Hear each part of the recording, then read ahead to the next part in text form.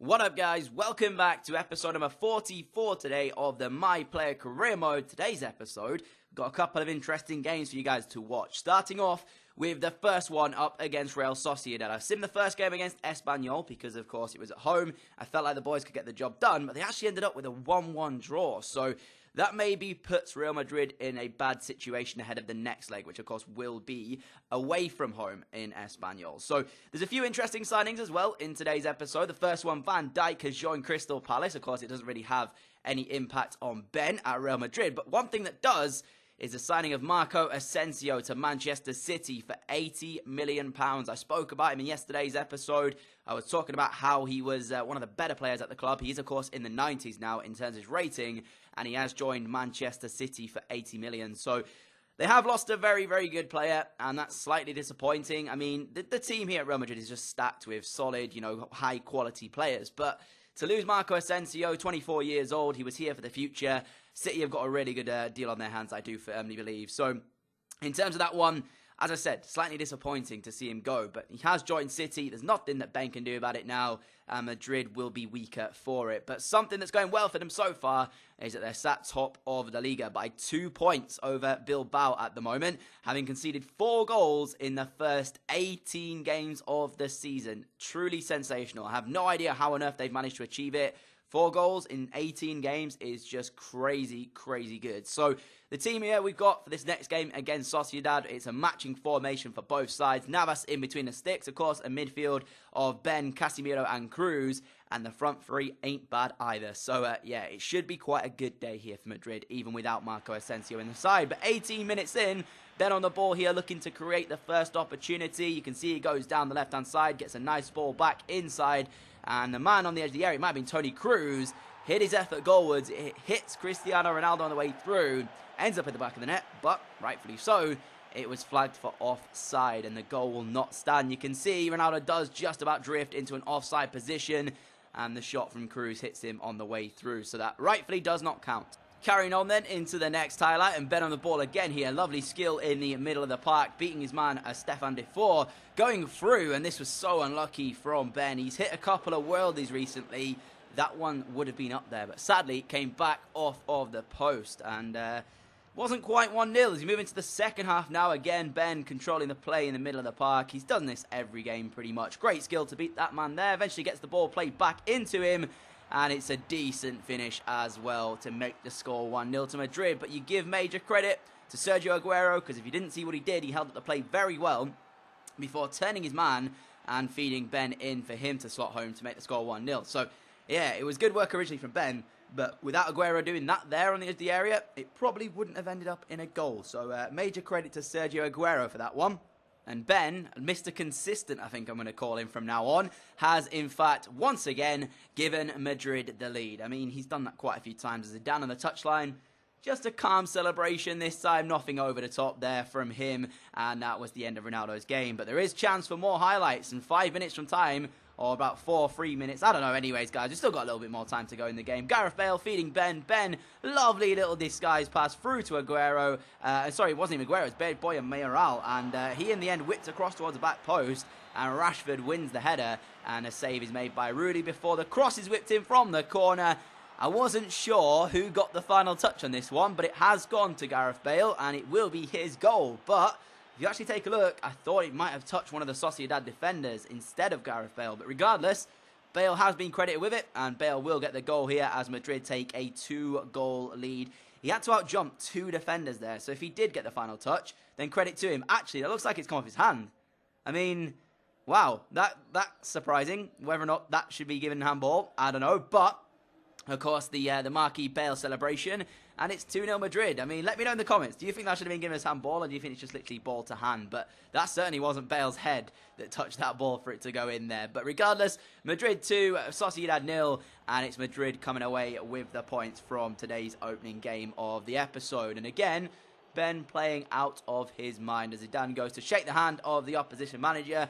I mean, you can't be too harsh on them. Madrid were the far better side. They kept Sociedad very limited in terms of their chances. and created chance of their own. So that's what happens. When you come up against a team as good as Madrid, you can see Ben consulting one of the other team's players. It's nice to see from him, I guess you can say, at least, you know, recognising some of the other players and saying, well played, unfortunate you didn't get anything out of the game. It's always nice to see from Ben, and that's maybe one of the reasons why he got Player of the Year in yesterday's episode as well, guys. If you didn't see it, I reckon you guys go back and watch it. Of course, it was massive for the series. Ben picked up his first Player of the Year award for 2019. It was crazy. Absolutely crazy. So, there is that. And, I mean, was there really anybody else that was going to get it? Probably not. Ben is playing ridiculously well at the moment. And Dani Ceballos there picking up an injury, which, of course, means that now, if he was going to be picked for this game against Espanyol, he now will not be picked for it, and it will fall to Ben for him to play in this one. Remember, it's a 1-1 draw after the first leg, which means the second leg here is important to both sides. Ceballos is in the midfield, having just picked up that 2-week injury, so I don't quite know how long ago that injury was sustained and if he'd have already passed it. So for this game, I decided to mess about a little bit with the computer side sliders. I moved the pass error down to 45 and moved the goalkeeper ability up to 60 and kept the user ones on the default 50 as it has been, because I felt like maybe the keepers weren't quite good enough. You know, the sides that we're playing against aren't creating many chances, so hopefully to make these episodes a bit more entertaining, maybe messing about with the sliders wouldn't be a bad idea for the AI side. So that's what we did, guys, and I don't know if that applies as well to the computer-controlled side of Real Madrid, or if that just applies to the computer-controlled side of the opposition team, because, of course, if it was both sides, then all I've done there is make our goalkeeper better as much as I've made their goalkeeper better, but we'll see if it does have an impact. Anyway, player to watch, of course, is going to be Ben, 22 years old right now, and in the form of his career so far, as both sides really will want to win this one. You know, for Madrid, they're in the Champions League, they're top of the league, and they're in the quarterfinal here of the Copa de España, and there's every chance they could go on to do the treble. But for Espanyol, they probably don't have that much to play for. So for them, this could be their one and only chance at possibly winning some silverware this season. So it's vital for them as well. But the side from Madrid is just as good as it has been. So really not letting anything go against this Espanyol team. And the first chance did fall the way of the hosts here. 38 minutes in, Jota on the free kick, whips it in. Piatti wins the header in the middle before finding Fernandez, who opens up the scoring for the home side. Extremely surprised. Remember, this is a Real Madrid side that have only conceded 4 goals in the league this season in 19 games, and they're behind here in 38 minutes to Espanyol. Wow, that was not the way I expected this game to start. I mean, again, how is Pablo Piatti winning that header against Casemiro? You have to seriously question that, Casemiro. You can't get out jumped by Piatti there. And he sends through Fernandez, whose finish is exquisite past Navas, I have to admit. So, yeah, I mean, what do you do in this situation, Madrid? We've got to come back. They're 2-1 down on an aggregate, and if they can't find an equaliser, then this game will be over, and they will be knocked out of the quarterfinals of the Cup. But Rashford on the left-hand side now finds his way to Ben. Ben in the box decides to take the shot on. It was actually blocked by his own player, Karim Benzema. That just summed up the first half for Real Madrid. But into the second half, there's 73 minutes on the clock. Ben on the ball here, looking to try and make a chance at this stage. Madrid on all-out attack. They really wanted to get themselves back in this. That wasn't quite the ball I felt Ben should have played, although it did work out because they did get a corner from it regardless, which Rashford is a man to whip in towards the middle. The keeper comes out to no man's land, gets the punch on it, but is then down in the box. And Ben, to his credit, has literally got one chance to put this in the back of the net, and all he did was smash this goalwards and hope that nobody would get the block on the ball. And luckily for Madrid, nobody did. So that brings it back to all square. So at least the game, if it stays as it is heading to extra time. And look at that. I mean, the ball, you would say, couldn't have fallen to a better player in order to put that in. And it's literally just him lashing at the shot and hoping that nobody would make the block, and nobody did inside the penalty area. So Ben, Mr. Consistent, does it again for Madrid, and that sends it to extra time if the score remains 1-1. There's about 10 minutes left in the game, and I'm sure there will be more chances to come here as Espanyol have a throw-in, give the ball backwards. Eventually, it's given straight to Ben. It's a mistake made. He sees Rashford open with acres of space, and have Real Madrid just won the game with 8 minutes to play. Marcus Rashford finds himself in so much space. The defence got caught napping of Espanyol. They couldn't quite believe that they were 13 minutes away from knocking out Real Madrid, and they just didn't concentrate. It was as simple as that. You have to give credit again to Ben. He steals the ball in the middle of the park before heading through, feeds Rashford, who agonisingly sends it through the goalkeeper's legs. I didn't even know it megged him until now, but that is even more hurtful for Espanyol. So, oh man, I don't know how they've done it, but Madrid, with 7 minutes to go, are going through to the semi-finals of the Copa de España. To Espanyol's descent. I mean, I'm sure they couldn't quite believe that with 13 minutes to go, they were on the verge of knocking out Real Madrid, and yet 13 minutes later, they are now getting knocked out themselves, and Madrid are going through to the semi-finals of the Copa de España. Major credit to Ben, because once again, he's shown his quality. He got the goal and an assist, which sent Madrid through in this one. But it was a very slender 3-2 aggregate win for the away side. And boy, oh boy, that was a lot closer than I was expecting it to be. So credit to Espanyol for that. But the other sides in the cup then, Valencia, I think Villarreal made it through, and so did Atletico Madrid. So in that aspect of it, there are still some tough sides in there. And one more deal to do in the transfer window. Luckily, this one coming in the deadline day. It is going to be Pierre-Emerick Aubameyang joining Real Madrid from Borussia Dortmund for £48.9 million.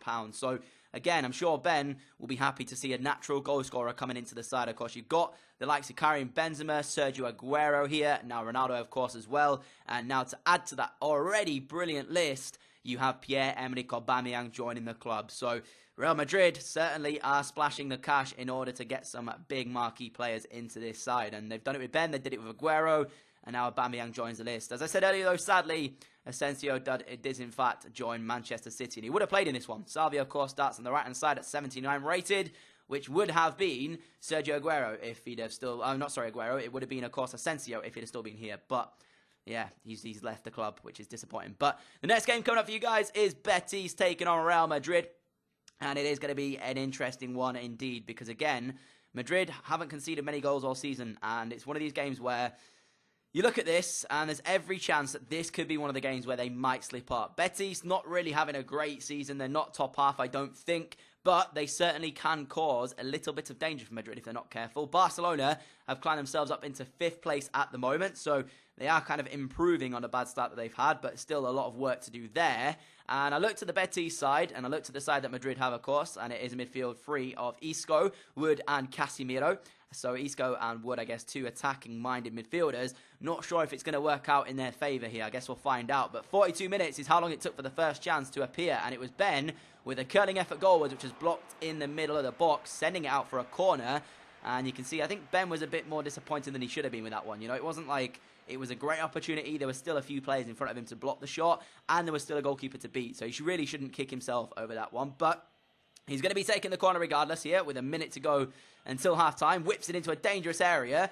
It's initially picked up by a Betis player, and then I have no idea what kind of happens in the penalty area for this to be given as a penalty, but I started laughing. I was like, what on earth has just happened? If this is a penalty that I'd have conceded on my team, I would be screwing with the referee. Aguero goes down in the area, and there is really nothing in that. I have no idea why on earth that has been given, but Madrid given an opportunity to take the lead. It's actually Isco with a spot kick, which I was a bit surprised about as well. I was expecting it to be Ronaldo, but Isco makes no mistake with the spot kick at all, and he finds the bottom corner, sending the goalkeeper the wrong way, and you have to admit, that really isn't deserved, because, I mean, yeah, what was in that the referee saw it to give a penalty? I was stunned. I just don't know what on earth he's thinking. I didn't see any foul whatsoever made by the Betis man. Yes, there is a little bit of contact, but I think that's Aguero more running into him rather than him sticking out a leg or making a foul. I think it was more Aguero making a meal of it, and the referee's fallen for it. So luckily for Madrid, they got the spot kick, and it was dispatched expertly. But I'm sure Betis will feel very hard done by to concede the lead through that, because that is an absolute joke, in my opinion. And Isco has got himself on the score sheet, and for Madrid now, they are basically heading towards 3 points, because they've only conceded 4 all season, so the chances are, defending, they should be quite good at it. And you can see, they were quite good at it, because that's the way the game ended. So again, that is the way the goal happened, is Aguero falling down in the area, and the referee giving the spot kick, and that's the goal that wins the game. I felt very harsh on Betis, I have to admit, but for Madrid, it's another 3 points on the board, it's another 3 points gained, and it means, of course, now, if they can keep this up, they are clawing away from Bilbao in the second place spot. Into the final game of today's episode, though, and it does come in the semi-final of the Copa de España. Villarreal, the opponents here for Madrid, the away game first. So, of course, they've got a lot of work to do here, Madrid. in order to try and win all the trophies that they're currently playing in. But so far, semi-final of the Copa de España. They've got a game against St. Etienne to come in the next episode, and they're still in the league. So if they can win this one here against Villarreal, they are putting themselves in a really good position. And the other teams you can see, as I said, were Atletico Madrid and Valencia. And that is, of course, the other tie in this double leg header of the Copa de España. So we'll see who is going to make it through. The Villarreal side, you can see they still have Sansone in the side. They've got Pedraza as well, of course, formerly on loan at Leeds for a little bit in last year, which, of course, that's how I recognise him. There is no Bakambu, though, so he must have left the club, which means, of course, now they've got Enes Unal up front, which I'm not really too massively confident on. But Sansone is pretty decent himself, so we'll see if they can make a bit of danger for this Madrid side, who haven't conceded many goals all season. So, again, defensively should be sound, or so I thought. I thought they should be sound, when, in fact, it was Villarreal who caused the most danger, and it came in the second half. 58 minutes in, ball given away. No reason at all why that should have been given away in the box, but on the penalty in the halfway line, sorry. But, I mean, Ben's done it a couple of times, so I can't really complain. Pedraza playing a nice little 1-2. Finds his way to Sansone, who ball rolls his defender before unleashing a right-footed curling effort into the bottom corner. And, yeah, Madrid, who haven't really conceded many goals, as I said, find themselves a goal down inside 61 minutes, and they've done nothing at all in the entirety of those 61 minutes to even get a chance themselves. So, bit surprising the way they're playing at the moment, to be fair. And for Villarreal, it's cloud nine, basically, because they were not expecting to have it this easy, where Madrid weren't really going to put pressure on them, and that they would find themselves a goal up. And Varane, what are you doing, mate? How do you get ball rolled like that before Navas can't make the save? I mean, you can't really have a go at Navas for that one, because the shot is exquisite from Sansone. But regardless, Madrid now are a goal down, much like they were in the other game against Espanyol. So, again, you've got Ben on the field to play, though. So, he was in a similar position last time out. I'm sure he's good enough to get themselves back on level terms. But again, it was Villarreal causing the danger. Ben absolutely taking that man out there. Free man on the right-hand side of the pitch. And it's a simple task for Villarreal to take 2 goals. Now, Suarez goes through. It's a great finish again. But what on earth is the left-back doing? Where did the Real Madrid left-back go? I mean, you can say he maybe was expecting Madrid to have the ball. I mean, Ben, of course, tries to win it here, doesn't quite do it. But look at the left-back. He's chasing him back now. Why is he not picked up on the left-hand side of the Real Madrid defence? It's Jose Gaya, may I add, as well. So, again, he's the mistake for this one. But take nothing away from Villarreal, because they did the job that they've set out to do. They had a game plan. They stuck to it. And that's the reason why they have taken a 2-0 aggregate lead over Real Madrid. So the next episode is vital for Real Madrid. They're going to have a great performance to get them through to a final of the Copa de España. Otherwise, they're going to go out in the semi-final, and it's looking like that maybe is going to be the case here. By the way, I forgot to show you that chance from Ben. It was a great chance, but I forgot to show it in the highlights. I apologise there. But that is how we're going to end today's episode. If you did enjoy it, a like or I greatly appreciate it, guys. As always, thank you for your continued support on the channel. I really do appreciate it. If you haven't already, click the little notification thing next to subscribe, guys. You get notified of every upload that goes up on the channel. Other than that, guys, I will see you all again at 4 PM UK time tomorrow, hopefully, for yet another video. Catch you all then. Adios.